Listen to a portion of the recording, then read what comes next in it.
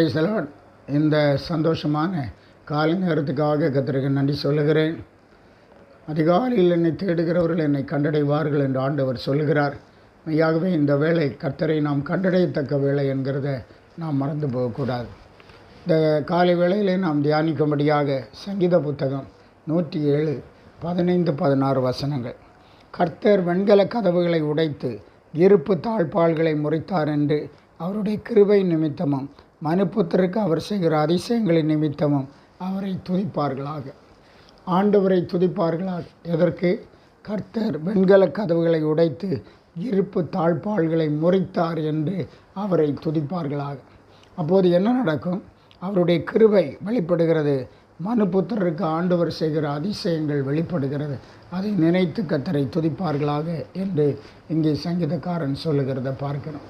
நம்முடைய வாழ்க்கையில் கூட ஆண்டவர் நமக்கு அதிகமான பொக்கிஷங்களை தரும்படியாக வெண்கல கதவுகளை உடைத்து இருப்பு தாழ்பாள்களை முறிக்கிற ஆண்டவராக இருக்கிறார். முற்காலங்களிலே பெரிய கோட்டைகளுக்கு வெண்கல கதவுகளை இடுவார்கள். பயங்கரமான ரொம்ப ஸ்ட்ராங்கான இருப்பு தாழ்பாள்கள் இருக்கும்.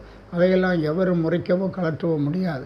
அப்படிப்பட்டதான சூழ்நிலையிலே ஆண்டவர் வெண்கல கதவுகளை உடைத்து இருப்பு தாழ்பாள்களை முறிக்கிற ஆண்டவராக இருக்கிறார் என்கிறத நாம் மறந்து போகக்கூடாது. நம்முடைய வாழ்க்கையில் காணப்படுகிறதான எல்லா தடைகளை மாற்றுவதற்கு இந்த ஆண்டவர் வல்லவராக இருக்கிறார்.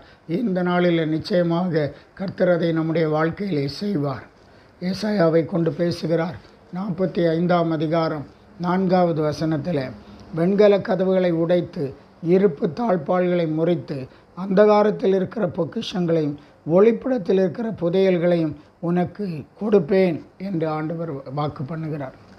வெண்கல கதவுகளை உடைத்து இருப்பு தாழ்பாள்களை முறித்து அந்தகாரத்தில் இருக்கிற பொக்கிஷங்களையும் ஒளிப்படத்தில் இருக்கிற புதையல்களையும் உனக்கு கொடுப்பேன்.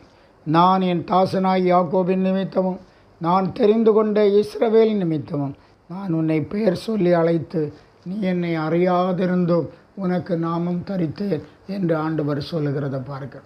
நீ என்னை அறியாதிருந்தும் உனக்கு நாமம் தரித்தேன். இந்த காலை நேரத்திலே கர்த்தர் நமக்கு புதிய பெயரிட்டு நம்மை அழைக்கிறார். நாம் ஆசீர்வதிக்கப்பட்டவர்கள். எப்படி யாக்கோபை இஸ்ரவேல் என்று அழைத்தாரோ அதுபோல் இந்த நாளிலும் உங்களுக்கு புதிய பெயரிட்டு அழைக்கிறார்.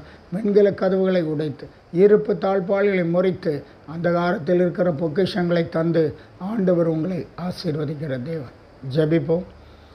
கிருபையுள்ள நல்ல ஆண்டவரை உம்மை நாங்கள் துதிக்கிறோம், ஸ்தோத்திரிக்கிறோம். இந்த உலக வாழ்க்கையில் ஆண்டவரே பற்பல தடைகளை சாத்தான் எங்களுக்கு விரோதமாய் கொண்டு வந்து எங்களுடைய முன்னேற்ற பாதைகளை தடுக்கும்போது ஆண்டவர் தாமே குறுக்கிட்டு வெண்கல கதவுகளை உடைத்து இருப்பு தாழ்பாள்களை முறித்து உம்முடைய ஜனத்துக்கு ஆண்டவரை பொக்கிஷங்களை கொடுக்கிற ஆண்டவராக இருக்கிறார். இந்த காலை வேளையிலே அவிதமான ஆசீர்வாதங்களை உம்முடைய பிள்ளைகள் பெற்று அனுபவிக்கட்டும். இவர்களை ஆசீர்வதியும் பலப்படுத்தும். இயேசு மூலம் கேட்கிறோம் பிதாவே. ஆமேன், ஆமேன். God bless you.